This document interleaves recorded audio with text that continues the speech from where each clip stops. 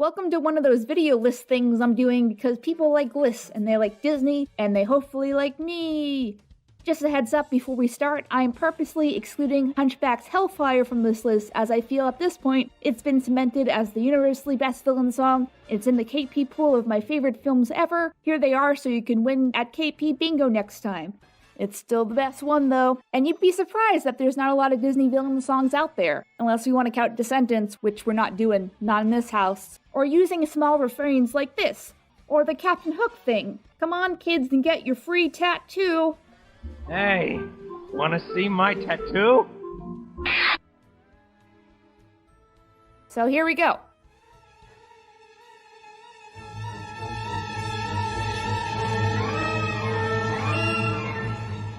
Number 10, I want to be like you, ooh, ooh, do. This one's a bit of a stretch since King Louie in the Jungle Book I wouldn't call an active antagonist, but he does work against the protagonist for the duration of the song. I mean really, how threatening can King Louie be if they put him into the Jungle Book baby spinoff?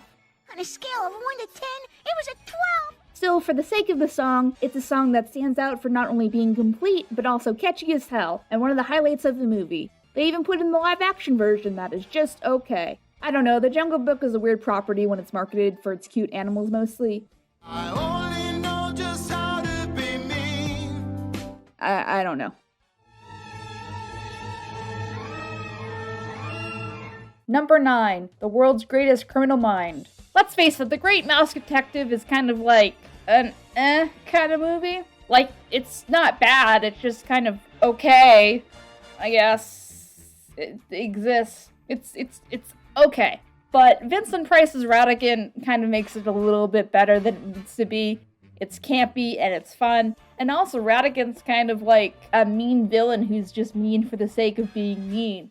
And his song is kind of catchy, and it's a villain song, so it meets all the requirements. And man, gotta love Ratigan's animations. Like, he's so much huger than everyone else, and it's great. Anyway, world's greatest criminal mind, only because of the widows and orphans he drowned.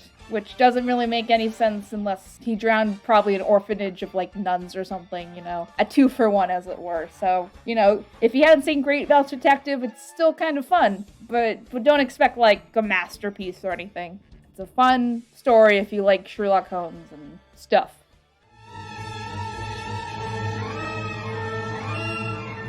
Number 8, Oogie Boogie song. Man, you can't beat the moveset by the luminescent commodities present. Although I wish the Nightmare World would become more developed so I can wrap my head around its mythos, the song sets up the actual antagonist to Jack's good intentions but bad plan, where the sack man is basically saying he wants to eat Santa Claus, which is kind of dark if you think about it. It's also super catchy. You're joking, I can't believe my ears. Also, we need to give props for Ken Page's performance. He's just as good when he does it live too.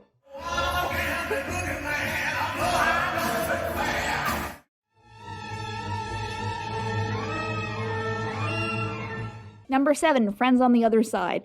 Dun dun dun dun dun dun dun.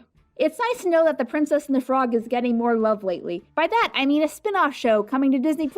And they are finally replacing that ride with the Princess and the Frog theme. You know, the racist one.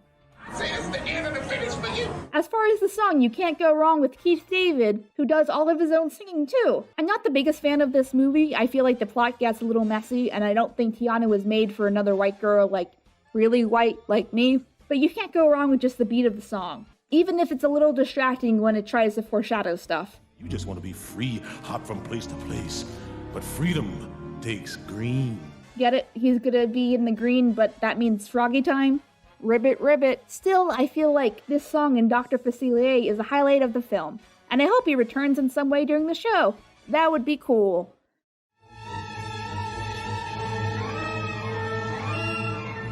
Number 6, Shiny. Now, I like Tamatoa. I don't think he's really a villain as the kids say. He's not really causing the problems of the main plot directly. It's implied that he found Maui's hook and didn't steal it. And he doesn't really appear again until after he's done the plot, except for the stinger. If my name was Sebastian and I had a cool Jamaican accent, you'd totally help me. You would, you know you would. While not exactly an anti-hero, I wouldn't mind seeing him in that role for the Moana series that is also coming to Disney Plus eventually. Eventually. Although he's only in the movie for a brief time, his song is so catchy, you can't help but not like him. Thanks, Manuel Miranda Banda. Like Facilier, he also has some neon effects in his song. But what makes the song funnier is his personality starts to bleed through. And when you realize just how kind of egotistical he is, but in a fun way, you can't help but jam along. Good crowd, man.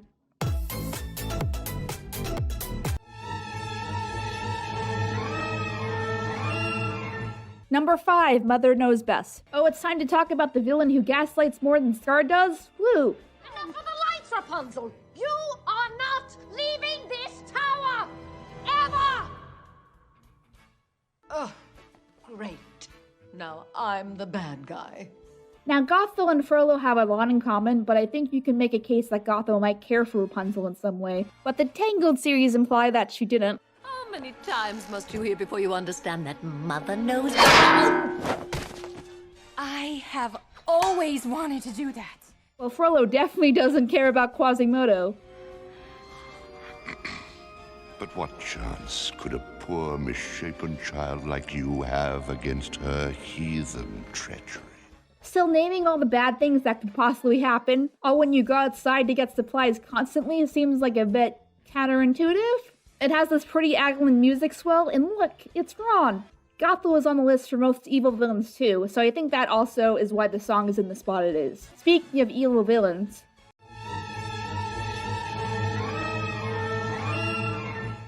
Number 4, Cruella de Vil. Most people practically know this song, because if people remember 2 things from this movie, it's that and all the doggos. Doggos everywhere. Who are the people named again? Roger and Atina? Who knows that? Peter, darling.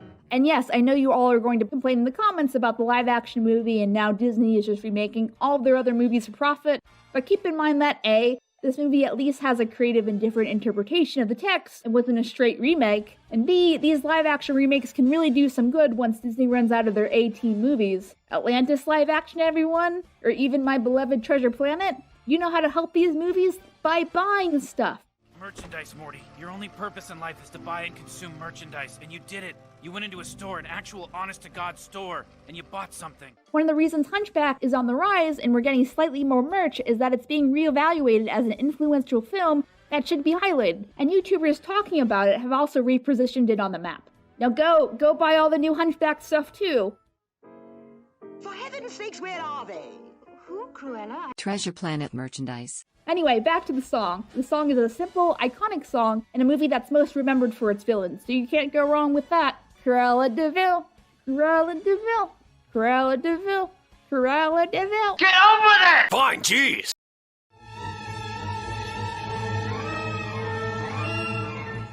Number 3, Be Prepared. I love Scar from, like, an admiration viewpoint. Like, he is easily the evilest villain Disney has so far, or maybe tied with Frollo. He kills the king and his brother and attempts to kill a child. But the king is dead. And if it weren't for you, he'd still be alive. That's a lot.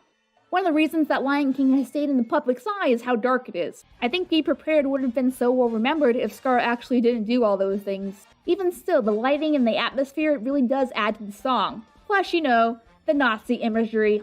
And the Führer says, wie ist der Master Race?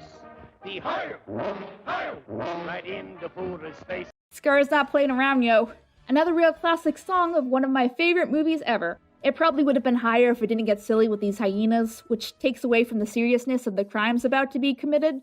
Don't murder kids.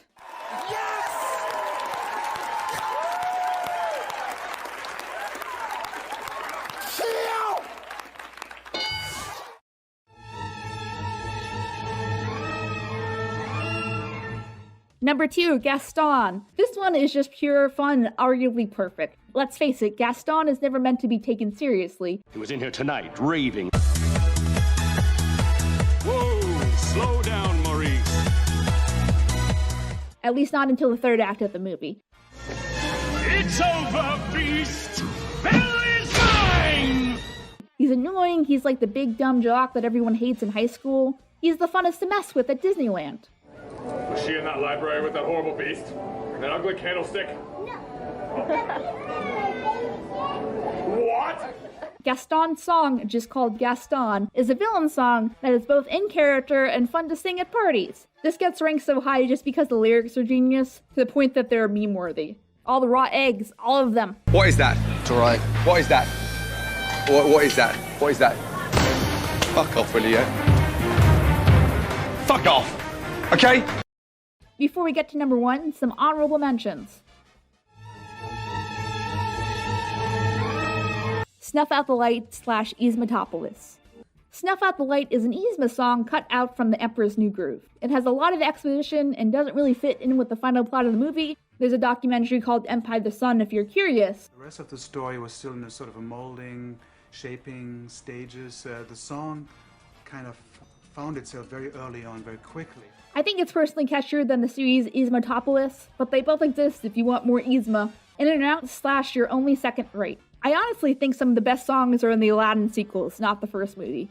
Only second rate depends if you like Jafar that much, really. He didn't get a full song the first time, so this makes up for that. It has a lot of details and I like it personally, but it is in the sequel that looks like it was made on $5 and a can of Mountain Dew. In or Out is from the other sequel, and if you want Lumiere with not a French accent intensely singing to you, then this is a catchy tune. Most of the songs from Aladdin the Third One are pretty good, actually.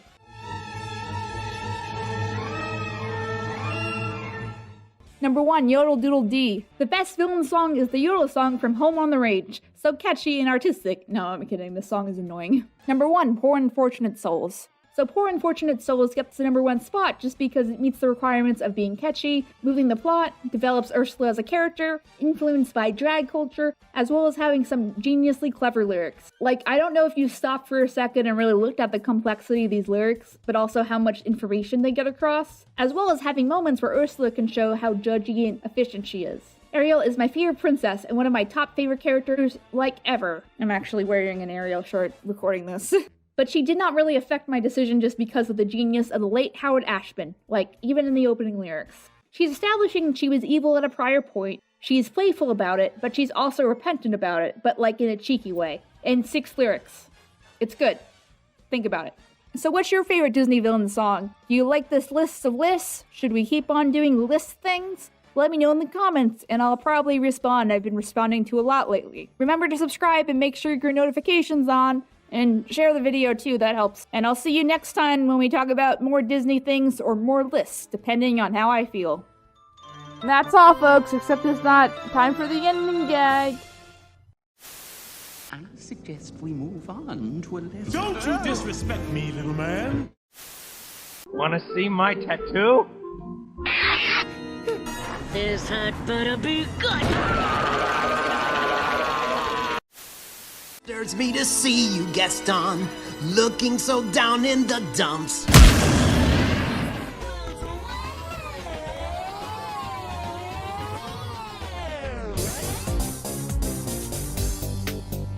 Hey everyone, thanks so much for watching. If you like what you saw, please remember to leave a comment and share this with a friend or 2 or 5.